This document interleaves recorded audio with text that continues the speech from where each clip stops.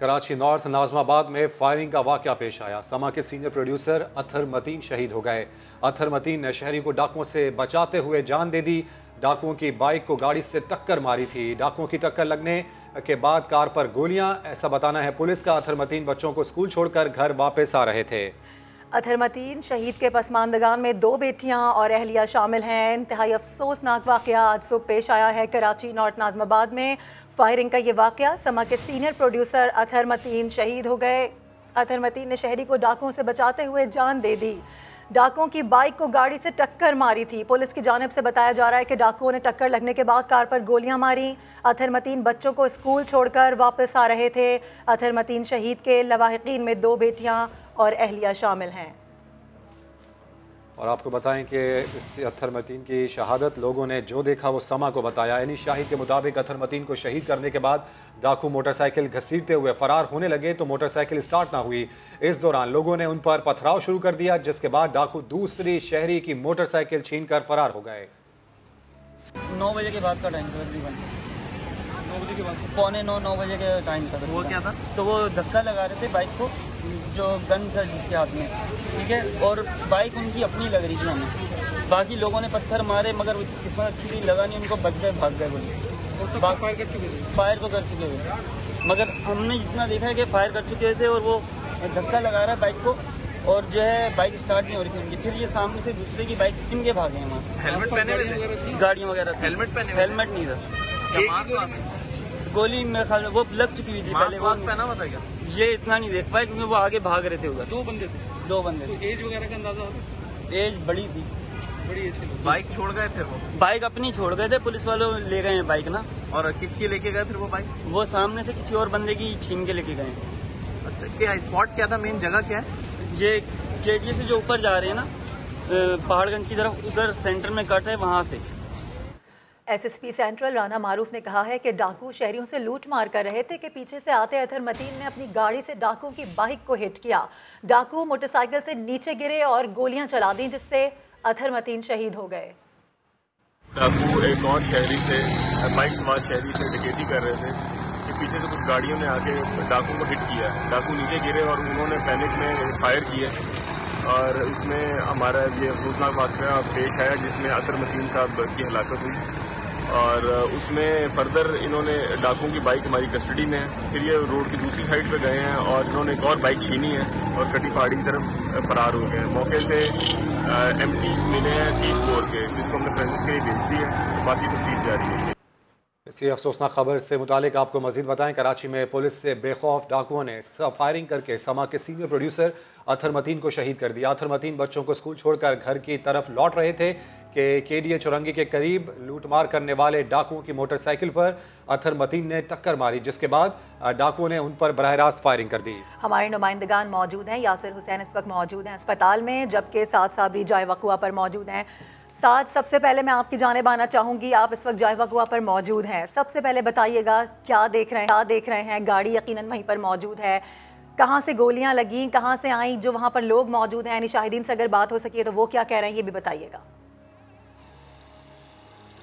मारूफ, बहुत ही दिलखराश वाक़या है। हमारी समा फैमिली के सीनियर प्रोड्यूसर अतहर मतीन साहब आज सुबह जो है वो डकैती मज़ाहमत पर जाँ भाग हो गए। मैं इस वक्त ऐन उस मकाम पर मौजूद हूँ जहाँ पर ये अफसोसनाक वाक़या पेश आया था। मेरा कैमरामैन इमरान शाहिद आपको बिल्कुल ये वो मकाम है, इस ज़हीर अब्बास रोड का जो ये बोर्ड लगा हुआ है, इस मकाम पर अतहर मतीन जो है वो असगर अली शाह स्टेडियम से केडीए चौरंगी की तरफ आ रहे थे। अपने बच्चों को स्कूल छोड़कर वापस आ रहे थे कि उन्होंने देखा कि मुसल्लह मुलजिमान जो हैं वो कुछ एक रिक्शे वाले से जो है वो डकैती कर रहे हैं। जो रिक्शे में सवार लोग हैं उनसे डकैती की जा रही है, तो उन्होंने उस डकैती को नाकाम बनाने की कोशिश की और हत्तल इम्कान कोशिश की कि उसे रोका जाए। अपनी गाड़ी से टक्कर मारकर उन डकैतों को गिराया। एक जुर्रतमंदाना उनका ये अमल था, जिस पर जो वो मुसल्लह मुलजिमान थे उन्होंने उठकर जो है वो फायरिंग की और अतहर मतीन को वो गोली जो है आकर लगी और वो मौके पर ही जाँ भाग हो गए। इस वक्त अगर हम बात करें, अब मैं बता नहीं सकता। ठीक है, साथ हमारे साथ रहिएगा। एक जानिब विंडो पर आप देख सकते हैं कि एम्बुलेंस यहाँ पर पहुँच चुकी है और अतहर मतीन का जस्दे खाकी इसे यहाँ से मुंतकिल करने की तैयारी शुरू हो चुकी है। आज सुबह अफसोसनाक वाक़या पेश आया, इंतहाई दिलखराश वाक़या। न सिर्फ अतहर मतीन की फैमिली के लिए बल्कि समा फैमिली के लिए भी। और इस वक्त के मनाजिर आप देख सकते हैं, अब्बासी शहीद अस्पताल के ये मनाजिर जहाँ पर अब एम्बुलेंस पहुँच चुकी है और अब से चंद लम्हात बाद यहाँ से अतहर मतीन के जस्द खाकी को यहाँ से मुंतकिल कर दिया जाएगा। हमारे साथ मौजूद है हमारे नुमाइंदे यासिर हुसैन, उनसे मज़ीद बात कर लेते हैं। यासिर, बताइएगा मज़ीद।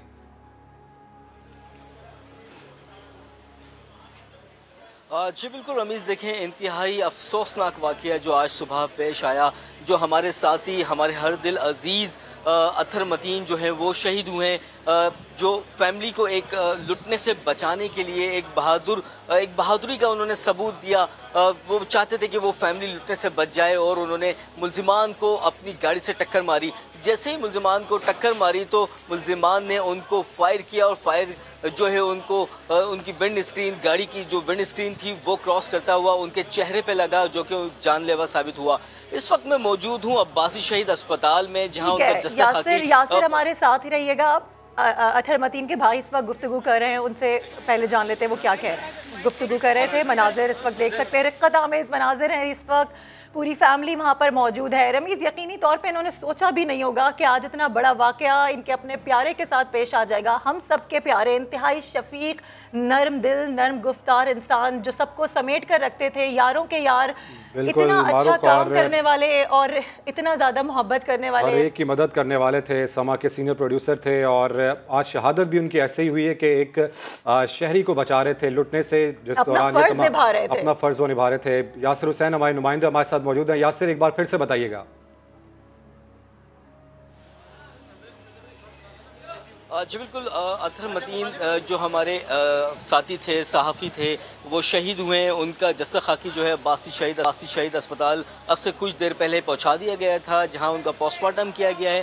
पोस्टमार्टम जो है वो मुकम्मल हो चुका है और इस वक्त इनका जस्ता खाकी, अगर मेरे कैमरामैन फरहान यूसुफ आपको दिखाएं तो एम्बुलेंस में मौजूद है और उनको ईदी सर्द खाने सुराब गोड जो है वो ले जाया जा रहा है। वहाँ पर जो है उनका गुस्ल किया जाएगा। उसके बाद जो उनकी तदफीन का टाइम है वो भी फैमिली की जानिब से बताया जाएगा। जबकि फैमिली जो अतहर मतीन साहब की शहीद की जो फैमिली थी वो यहाँ पर मौजूद थी, काफ़ी गम और गुस्से में हैं। जबकि हमारी उनसे बात करने की हमने कोशिश की तो शुरू में तो उन्होंने हमसे बात नहीं करना चाही, क्योंकि काफ़ी गम में थे, काफ़ी रो रहे थे, क्योंकि बहुत ही नरम गोशा इंसान थे अतहर मतीन, जो कि हर किसी को अपने साथ जोड़ के रखते थे, हमेशा खुश रहते थे, सबको खुश रखते थे।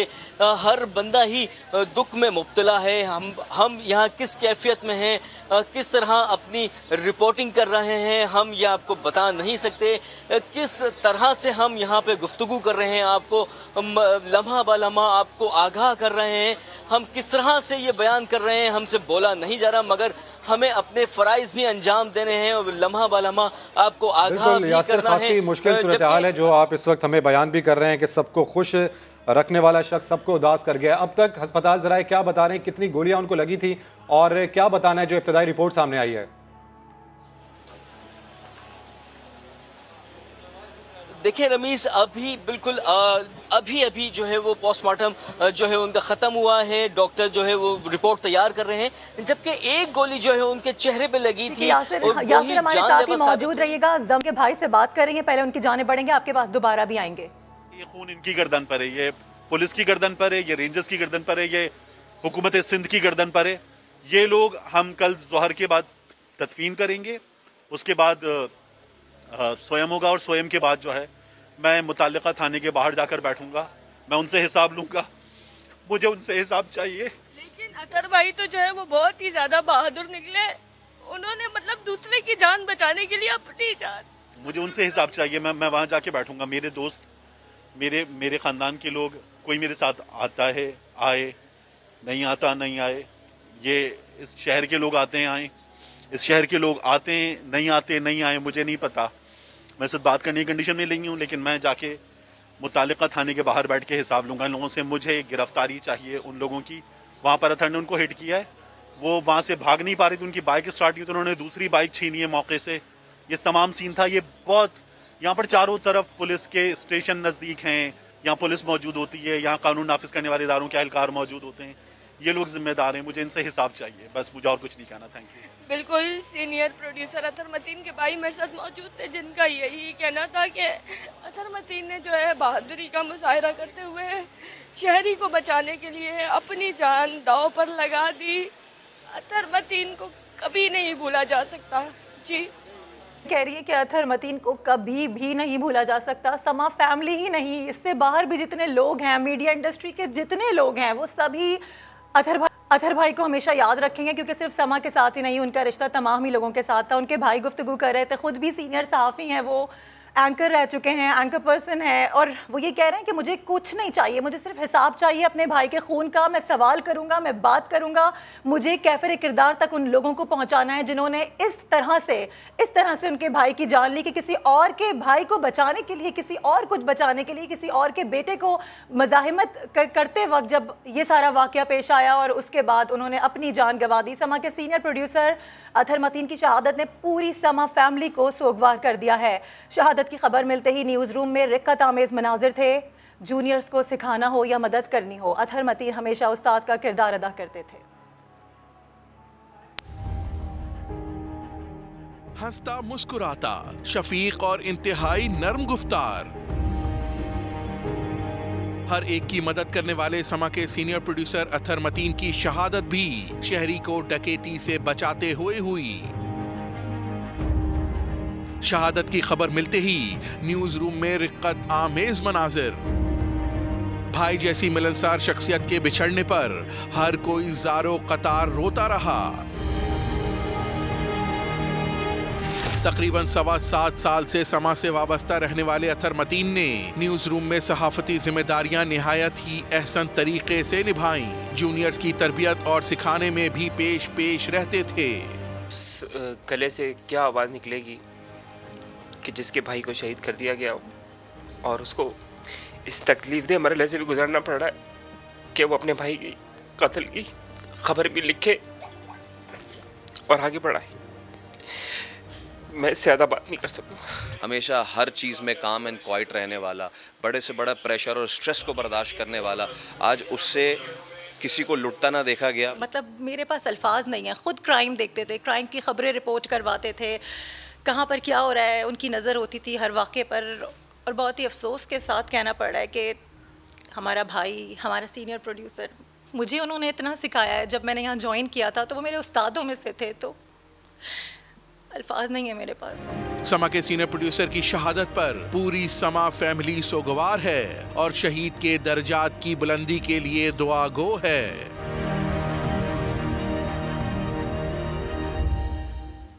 आगे बढ़ते हुए आपको बताएं कि नॉर्थ नाज़माबाद में कार पर फायरिंग, समा के सीनियर प्रोड्यूसर अतहर मतीन को शहीद कर दिया गया। अतहर मतीन बच्चों को स्कूल छोड़कर घर वापस आ रहे थे कि शहरी को लुटता देखकर उन्होंने डकैती नाकाम बनाने की कोशिश की।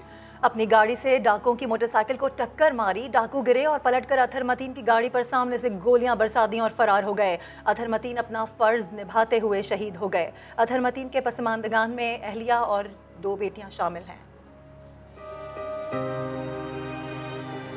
2 प्यारी प्यारी शहजादियाँ आज बाबा के साथ आखिरी बार स्कूल गईं। बाबा बच्चियों को स्कूल छोड़कर क्या गए, दुनिया से ही रूठ गए। रास्ते में कातिल डाकुओं ने हर दिल अजीज अतहर मतीन की जान ले ली।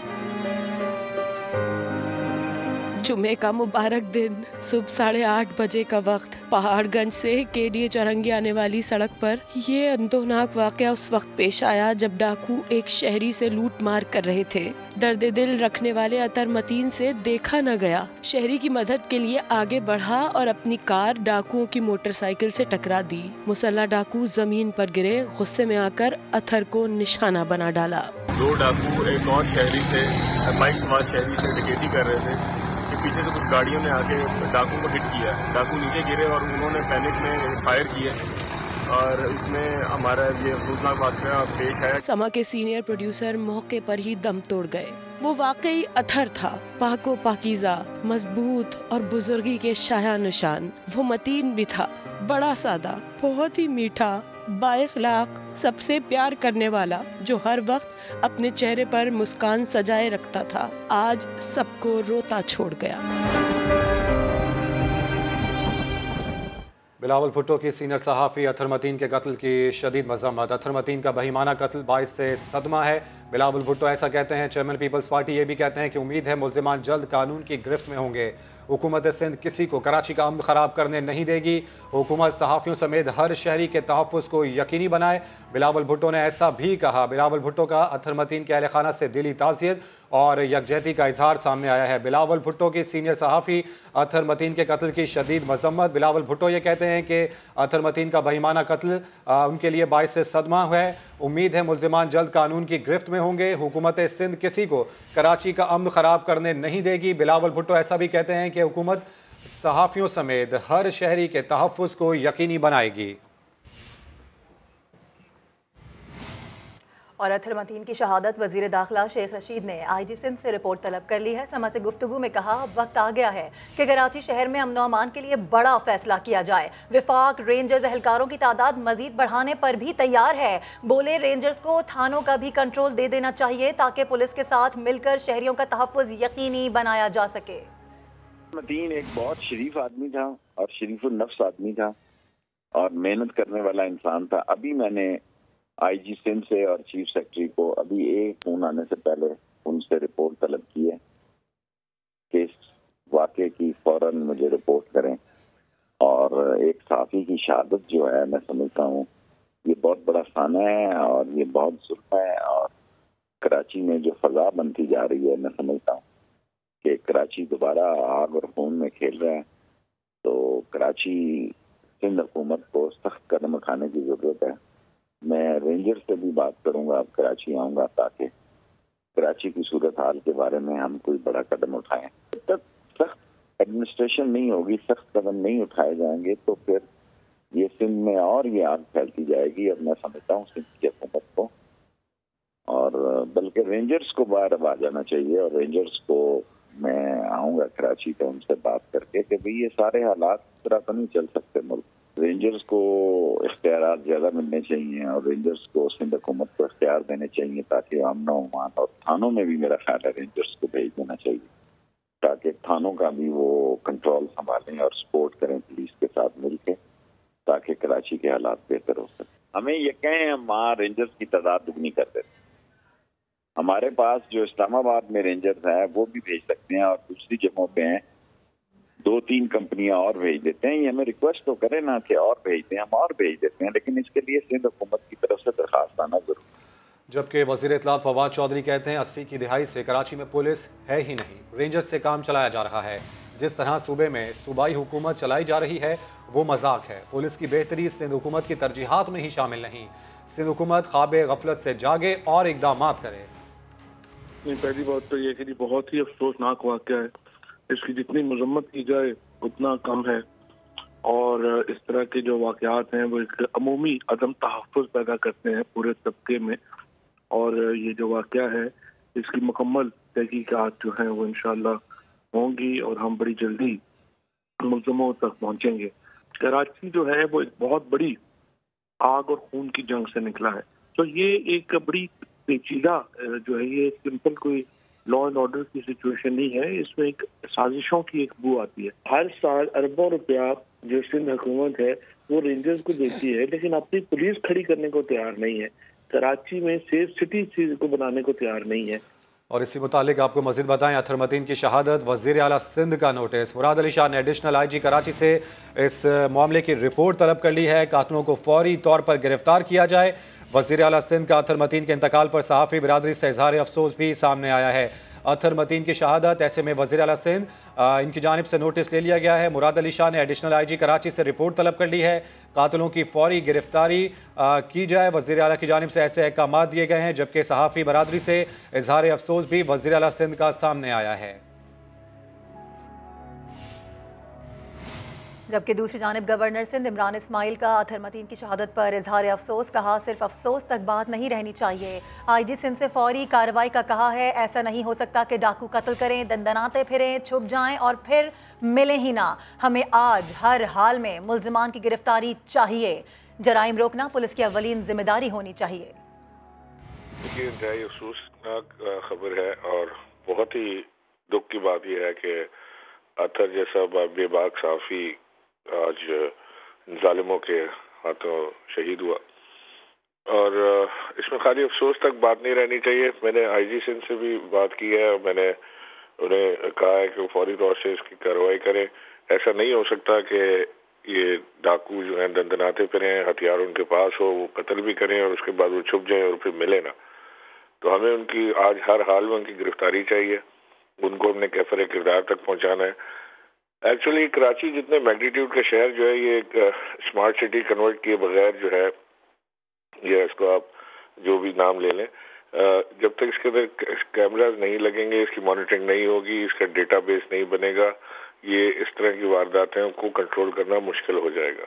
मैं आज बहुत ही इस फैमिली के साथ, जो अतहर की फैमिली है, इनके साथ इंतहाई हमदर्दी और दुख का इजहार करता हूँ और अल्लाह से दुआ है कि इनको सब्र जमील अता फरमाए। एक बहुत बड़ा सानिया है फैमिली के लिए जिससे उनको गुजरना पड़ रहा है और बस इसकी जो गिरफ्तारी है और इनको कानून के दायरे में ला के इनको जब तक हम सजा नहीं देंगे, इनको हम इस तरह की चीज़ों को रोकथाम में हमारे लिए बड़ी मुश्किल होगी। ये प्राइमरीली पुलिस का काम है कि पुलिसिंग, अगर किसी शहर की, किसी सूबे की पुलिसिंग खराब हो जाए, अगर पुलिसिंग जो है वो पॉलिटिसाइज हो जाए, अगर पुलिसिंग वीक हो जाए, तो फिर आप इधर उधर देखते हैं कि जी मुझे रेंजर्स मदद कर दें, कि मुझे पाकिस्तान आर्मी मदद कर दे।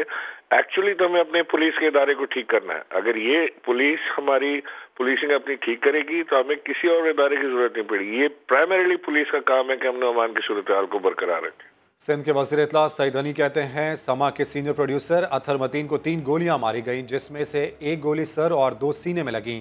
सिंध असेंबली रूम में प्रेस कॉन्फ्रेंस करते हुए सईद हनी का कहना था कि अतहर मतीन के कातिलों की गिरफ्तारी के लिए एडिशनल IG कराची को हिदायत जारी कर दी हैं। यकीन दिलाता हूं मुल्जिमान को कैफरे किरदार तक पहुंचाएंगे। अनफॉर्चुनेट वाक़या हुआ है जिसमें समा TV से ताल्लुक़ रखने वाले अतहर मतीन साहब जो हैं वो उनकी शहादत हो गई। जो इनिशियल मालूमात अभी तक मिली हैं, जो पुलिस की रिपोर्ट है अभी, और ये हतमी नहीं है, मैं फिर कह रहा हूँ, उसके मुताबिक ये वाक़या तकरीबन 8:30 बजे के करीब हुआ है डिस्ट्रिक्ट सेंट्रल में KDA चुरंगी के करीब। वहाँ कोई 2 मोटरसाइकिल सवार किसी एक और मोटरसाइकिल वाले को लूट रहे थे, तो वहाँ कोई एक गाड़ी आई जिसने उन लूटने वालों को हिट किया और वो हिट करके चला गया। वो गाड़ी वाला वहाँ नहीं रुका और पीछे फिर ये जो है अतहर मतीन साहब भी थे और जब वो गिरे हैं डाकू, तो ज़ाहिर है वो फिर घबराहट में उठे, उन्होंने फायर किया है। 3 बुलेट्स जो हैं वो अतहर मतीन साहब को लगे हैं, एक उनके शायद सर में है, 2 सीने में लगे और जिससे वो शहीद हो गए। मेरी SSP डिस्ट्रिक्ट सेंट्रल से भी बात हुई है, मेरी एडिशनल IG कराची से भी बात हुई है और मैंने उन्हें ये कहा है कि फ़ौरी तौर पर इन कातिलों को गिरफ़्तार करें और उनके ख़िलाफ़ कानून के मुताबिक कार्रवाई करें। आपको बताएं कि वज़ीर आज़म ने अतहर मतीन की शहादत पर अफसोस का इजहार किया है। वाक़े की मजम्मत की गई है। सोगवार ख़ानदान के दुख में बराबर के शरीक हैं। वज़ीर आज़म इमरान खान की जानिब से कहा गया, हिदायत दी गई है कि मुल्ज़िमान को कैफरे किरदार तक पहुँचाने की हर मुमकिन कोशिश की जाए। वज़ीर आज़म इमरान खान का अतहर मतीन की शहादत पर इजहार अफसोस सामने आया है, जबकि इस वाक़े की मजम्मत भी वज़ीर आज़म पाकिस्तान की जानिब से की गई है। वज़ीर आज़म इमरान खान ये कहते हैं कि सोगवार ख़ानदान के दुख में वो बराबर के शरीक हैं। मुल्ज़िमान को कैफरे किरदार तक पहुँचाने की हर मुमकिन कोशिश की जाए, वज़ीर आज़म की जानिब से ऐसी हिदायत की गई है। वज़ीर आज़म ने अतहर मतीन की शहादत पर इजहार अफसोस किया है और इस वाक़े की मजम्मत की है, जबकि वज़ीर आज़म ये भी कहते हैं कि सोगवार ख़ानदान के दुख में वो बराबर के शरीक हैं। मुल्ज़िमान को कैफरे किरदार तक पहुँचाने की हर मुमकिन कोशिश की जाए, वज़ीर आज़म पाकिस्तान की जानिब से ये हिदायत की गई। और वज़ीर आला पंजाब उस्मान बुज़दार ने समा के सीनियर प्रोड्यूसर अतहर मतीन की शहादत पर अफसोस का इजहार किया है। उस्मान बुज़दार का सोगवार ख़ानदान से दिली हमदर्दी और इजहार ताज़ियत। वज़ीर आला का कहना है कि अफसोसनाक वाक़े में अतहर मतीन की शहादत पर दिली दुख हुआ है। तमाम तर हमदर्दियाँ लवाहिकीन के साथ हैं। बदकिस्मती से ऐसी हुकूमत सिंध में कायम है जिसे कराची से कोई लेना देना नहीं है। यहाँ के शहरियों की कोई फिक्र नहीं। MQM पाकिस्तान के रहनुमा और वफाकी वज़ीर अमीनुल हक ने अतहर मतीन की शहादत पर गहरे दुख का इजहार करते हुए कातिलों को जल्द अज जल्द गिरफ्तार करने का मुतालबा किया है। नहायत अफसोसनाक वाक़या है और ये वाकई मसलसल मैं समझता हूँ कि तसलसल के साथ पिछले 1 साल से हो रहा है। अतर मतीन मैं समझता हूँ कि इंतहाई लायक फायक किस्म का सहाफ़ी था, सीनियर प्रोड्यूसर। पर्सनली तौर पर मैं भी ज़ाती हैसियत में उसको जानता था। मैं समझता हूँ आज इस वाक़े की जितनी भी मजम्मत की जाए कम है। लेकिन क्या है, हम ये देखते चले आ रहे हैं कि पिछले 14-15 साल से मसलसल तबाह हुकूमत पाकिस्तान पीपल्स पार्टी की बनती चली आ रही है। होना क्या चाहिए था कि पुलिस की जो भर्तियां होती है उसको मेरिट की बुनियाद पे करने चाहिए। जब मेरिट की बुनियाद पे करेंगे, इंसाफ करेंगे, ट्रांसपेरेंसी करेंगे, तो आप करप्शन को रोकने में कामयाब होते हैं। अब अतर मतीन मैं समझता हूँ कि जो भी वाक़या हुआ इसका आज़ादाना, मुंसिफाना, शफाफ तरीके से इंक्वायरी होनी चाहिए। और जो लोग भी, मैं समझता हूँ बिलखसूस सिर्फ वो नहीं कि जिन लोगों ने इसे कत्ल किया या शहीद किया, बल्कि जिनकी जिम्मेदारी थी कि वो तमाम इस किस्म के वाक़यात को रोके, उनसे भी कुछ होनी चाहिए। MKM पाकिस्तान सख्त अल्फाज में मजम्मत करती है और मुतालबा करती है कि फौरी तौर पे जो लोग भी इसमें मुलव्विस हैं उनको गिरफ्तार किया जाए। और अमीर जमात इस्लामी कराची हाफिज नईमुर रहमान सिंध हुकूमत पर बरस पड़े। कहा मनशियात के अड्डे हों या जराइम की दीगर वारदातें, पुलिस की सरपरस्ती के बगैर कुछ नहीं होता। उन्होंने शहर में रेंजर्स की मौजूदगी पर भी सवाल उठा दिए। करता हूँ अतर मतीन और पूरी समा TV बल्कि पूरी सहाफ़ी बरादरी से कि इतना इंदौनाक तरीके से और बेबसी के साथ लोगों को कत्ल किया जा रहा है। अब आप देखें ना कि और आदमी क्या कर सकता है, यानी अब सब कुछ हम दे दें, इनके हवाले करते हैं डाकुओं के। वो डाकू के जिनको पुलिस की सरपरस्ती हासिल है, जिन पर लॉ इन्फोर्सिंग एजेंसीज कुछ नहीं करती। यहाँ रेंजर्स मौजूद है, DG रेंजर साहब से मैं मुसलसल सवाल कर रहा हूँ अपने प्लेटफॉर्म से, और वो इख्तियारात कहाँ हैं और लोगों की जान महफूज क्यों नहीं है? ये डकैतियाँ क्यों बढ़ गई हैं? स्ट्रीट कैंप्स क्यों बढ़ गई? क्या थानों की मर्जी के बगैर डकैतियों की वारदातें हो सकती हैं, चोरियां हो सकती हैं, मनशियात के अड्डे चल सकते हैं? हुकूमत कहाँ है? हुकूमत अपॉइंट करती है ना पुलिस को। 100% रिस्पॉन्सिबिलिटी जो लोग मर रहे हैं वो हुकूमत की है ना। तो सूबाई हुकूमत क्या कर रही है? और इसी तरह से जो DG रेंजर साहब हैं, मैं इनसे कहता हूँ कि फौरी तौर पर इनके खिलाफ एक्शन होना चाहिए लोगों के खिलाफ। इससे ज्यादा बदतर क्या सूरत हाल हो सकती है? हमारे बच्चे महफूज नहीं है, सुबह जाते हैं यूनिवर्सिटियों के लिए, स्कूलों के लिए, कॉलेजों के लिए, दिल दहल रहा होता है कि यार ये कोई भी आदमी आकर जो है वो इनको छोटे से चंद 1000 रुपए के खातिर, चंद 100 रुपए के खातिर गोली मार देगा। तो ये हम कहाँ रह रहे हैं भाई? जंगल में भी कोई कानून होता है। अहम पेशरफ्त से आपको आगाह करें, कराची में डाकुओं की फायरिंग से समा के सीनियर प्रोड्यूसर अतर मतीन की शहादत। CCTV में कातलों को मोटरसाइकिल लेकर पैदल भागते देखा जा सकता है। तो CCTV फुटेज है जो कि सामने आ चुकी है। इसी की अपडेट्स हासिल कर लेते हैं समा के नुमाइंदे शाहनवाज अली कादरी से। शाहनवाज, कितनी वाज़ेह ये फुटेज और क्या देखा जा सकता है मजीद इसमें? देखिए बिल्कुल रमीज, बहुत ही अफसोसनाक वाकया था जो आज सुबह पेश आया था। अब जो है वाकये की जो एक CCTV फुटेज है वो सामने हासिल की है। फुटेज में आप देख सकते हैं कि जो मुल्जिमान थे वो पैदल भागते हुए नजर आ रहे हैं। फुटेज में आप वाज़ेह तौर पर ये देख सकते हैं कि वो मुल्जिम जो है मोटरसाइकिल खराब होने की वजह से मोटरसाइकिल चला कर लेके जा रहा है, उसने एक हेलमेट लगाया हुआ है। और इसके अलावा आप दूसरी फुटेज में ये भी देख सकते हैं कि एक जो मुल्जिम है उसने मास्क लगाया हुआ है और कैप लगाया हुआ है। मुल्जिमान जो है पैदल भागे हैं। बहुत ही अफसोसनाक चीज है कि पुलिस उन मुल्जिमान को पकड़ नहीं सकी है। हमारे गुलाम नबी मेमन एडिशनल IG से बात की, उनका ये बताना है कि जो है मुल्जिमान की मुख्तलिफ फुटेजेस के जरिए शनाख्त की जा रही है। उनके रूट वाकई ये एक पॉइंट है कि वो पैदल जा रहे हैं, फिर भी वहां पर उनको कोई पकड़ने वाला नहीं था, जबकि ये इलाका ऐसा है, क्योंकि मैं खुद भी इस इलाके से वाकिफ हूँ, आसपास पुलिस की बहुत सी मोबाइल्स होती हैं, थाना भी यहीं पर करीब है। बिल्कुल, थाना भी करीब है और ये खास तौर पर हॉटस्पॉट कहलाया जाता है। डिस्ट्रिक्ट सेंटर की सबसे ज्यादा वारदातें इसी एरिया के अंदर होती हैं। बिल्कुल करीब ही शारा नूरजहां थाना वाक़ है जहां पर मुतादिद वारदातें रिपोर्ट होती हैं। ताहम ये पुलिस की बहुत बड़ी नाकामी है कि मुल्जिमान गिरफ्तार नहीं हुए और मुल्जिमान जो है बआसानी वारदात करके और हमारे जो साथी हैं उनको शहीद करके वहाँ से फरार हो गए।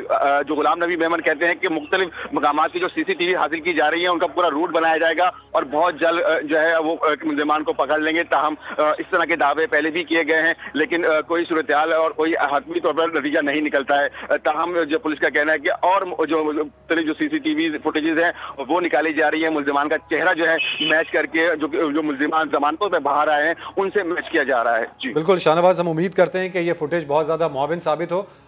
ये जो मोटरसाइकिल है इसके हवाले से अब तक क्या मालूमात सामने आई? इसको ट्रेस करने की कोशिश की गई है? इसका नंबर जो पहले कहा गया था कि इसे ट्रेस किया जा रहा है? देखिए ये एक और मैं आपको कहूँ कि नाकामी है, क्योंकि जो पुलिस के जो अपने कोई सीसीटीवी नहीं लगे हुए हैं, ये मुख्तलिफ जो लोगों के शहरियों के सीसीटीवी फुटेजेस हैं जिनका जो है पिक्सल जो है इतना अच्छा नहीं कि आसानी जो है नंबर को ट्रेस किया जाए। लेकिन पुलिस कहती है कि हम कोशिश कर रहे हैं कि इन नंबर के जरिए मालिक से रब्ता किया जाए और उसके देखा जाए कि ये कहाँ से छीनी गई है। यकीनन ये मोटरसाइकिल छीनी गई होगी। ठीक है, कोशिश और सिर्फ कोशिश की जा रही है। अपडेट्स के लिए बेहद शुक्रिया शाहनवाज।